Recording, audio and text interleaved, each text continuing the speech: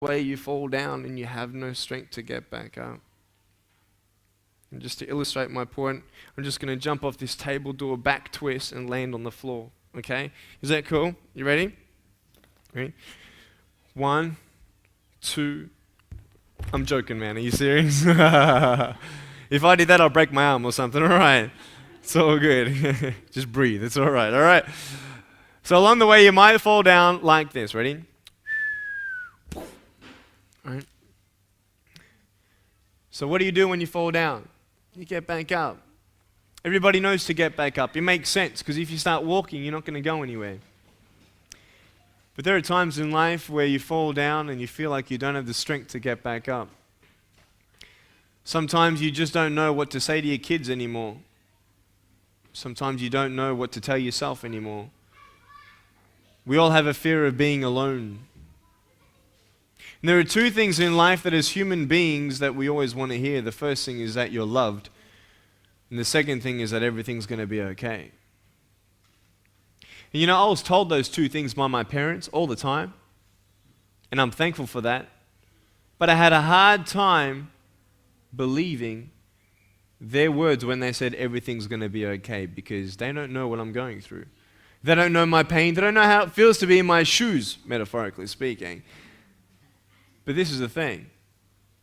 Is that if they didn't tell me that everything's going to be okay, then who would? If they didn't tell me that I was special the way that I was, then who would? If they didn't tell me that there was hope, then who would? It is so important to be that support for your children, because sometimes all that they have is you. And whether they believe you or not, keep on telling them that they're beautiful. Keep on telling them that everything's going to be all right. They want to believe you. It's hard to believe you, but they will. They will at least have that support, knowing that that security is there. And I just want you to know that maybe today you're down. And it should be impossible for a man without arms and legs to get back up, honestly. I mean, tie the hands and feet of your kids up tonight, push them down and see if they're going to get up, right? Tell them you'll see them tomorrow, right? Thing is this, though, that if I try 100 times to get back up, and if I fail 100 times, if I decide to give up, I'm never going to get back up. And this is one of the things that I told your kids. I told them, when you fail, try again. When you fall down, get back up. Don't give up, get up.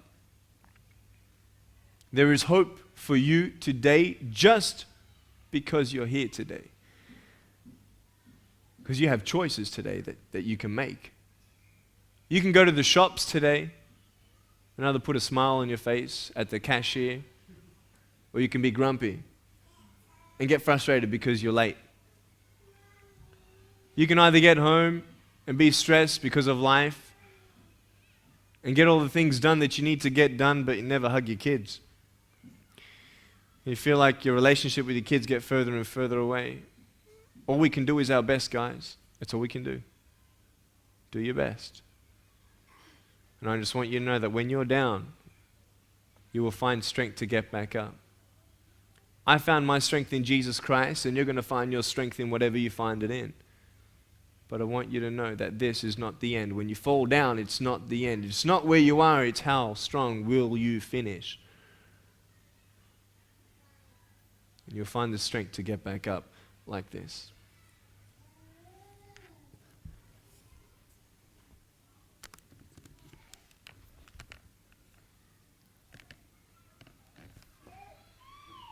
It's pretty cool. It's amazing to see how independent I am at home. I can brush my teeth, comb my hair, jump inside the pool. I can do all these sort of things. Quite independent at home. I love my life because I found the greatest purpose of all, and that's to love. It's to give hope. It's to encourage. And even if I've only encouraged one person today, my job's done. I love it. I have a new perspective in life. It's not about the money. It's not about the house. It's not about the car. Even though these things, you find security and your life is made more easier and you want to protect your kids and you want to give them the best future. You want to give them every opportunity you can to achieve their goals and dreams. Sometimes it does get hard. But I just want you to know that I love you. I love you. There are many parents who don't feel appreciated. I don't know if your parents felt appreciated. There aren't too many kids who say thank you, Mum, just because they want to say thank you, Mum, or thank you, Dad. They normally say, thank you, Mum, love you very much, now can I have this? That's how kids are.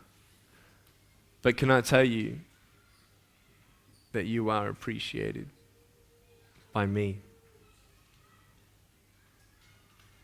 Because when I'm gone, I'm not here to encourage your kids anymore. I want you to know this as well. You might be tired, you might be exhausted. You might not feel that you have that purpose in your life yet. But just because you can't see hope yet, it doesn't mean it's not coming. You see, no one goes to the train station, looks down the tracks and, there's no train, I'm going to leave. They go to the timetable and schedule and waiting for the train. Why? Because the train's coming. Just because you can't see the train, it doesn't mean the train's not coming. You see, I asked the kids, how many feet do I have? They said 1. I said, well, look, I've got another one here. Just because you couldn't see it doesn't mean it's not there. Just because you can't see hope in your life, it doesn't mean that it's not there or it's not coming. Just because you can't see the purpose in your circumstances of a broken marriage or whatever, financial trials, doesn't mean that there is not a purpose behind it. You know, I love that saying, what won't kill you will just make you stronger. It's true. It's true. Why am I so strong? Why am I so mature? Because I've been through a lot. I'm just thankful. I'm just an empty vessel. And I'm here for a purpose. And I love my life. Knowing that every day is a choice to take a step this way or take a step that way. And I just hope you've been encouraged. I don't know exactly what you were expecting or anything like that. But those are the key principles that I shared with your kids today. Public speaking is quite a difficult thing for a lot of people to do. I was wondering if you ever get nervous, or were you nervous when you first started on the speaking circuit? When I was 13 years old, I was at high school here in Brisbane area, and there was one speaker who came and he spoke to all of our school, 1,400 people in high school from grade 8 to 12. And he had 7 minutes to talk, and within 3 minutes, a lot of people were crying, and I was even touched just by his story, his inspirational story, and you were encouraged. It was just amazing. And I sort of took a step back and I thought, well, he has an awesome job. He gets paid to do that. Go around the world and give people hope. Maybe one day I'll have a good enough story to tell. And so being invited to this little group, I said, well, maybe let's try it out. So I did that, and then from those 12 people, word of mouth got out that, I'm speaking now at youth groups and speaking at smaller churches. I used to be nervous a lot. Just before I got up, I'm like, when I get up on stage, I'm like, whoa, But once I started, I was okay. And the more you speak, the better you get. I've had some training since that. So about 18 months ago, 2 years ago, I had about 8 months training on presentation, pitch and pace and volume with your voice and just eye contact and everything else. But I believe I have a gift for it because it's my passion. I'd rather do nothing else. I wouldn't do anything else than just get up on the stage and be the center of attention. But it's beautiful when you see that purpose. So I was nervous, and I just had a crowd of 100,000 people about 3 months ago in India, 100,000 people. And you had your blood pumping, you know what I mean? And it's just, wow. And I got up there and I just convinced myself it was just adrenaline. So you turn that into adrenaline and go. So it's good. Yeah. And I look back on my life, and I've been a workaholic. I've worked in earth moving equipment, and I've gone away for a little short time and come back weeks later, months later. Worked up in the Northern Territory and left me wife that I've been married to for 34 years. Wow. And now the 4 children I've got, 3 of the boys won't have nothing to do with me. And me wife says, well, you never spent time with them. when they needed you. And I realise now, and I actually rung my son this morning, and I said, Jono, I love you.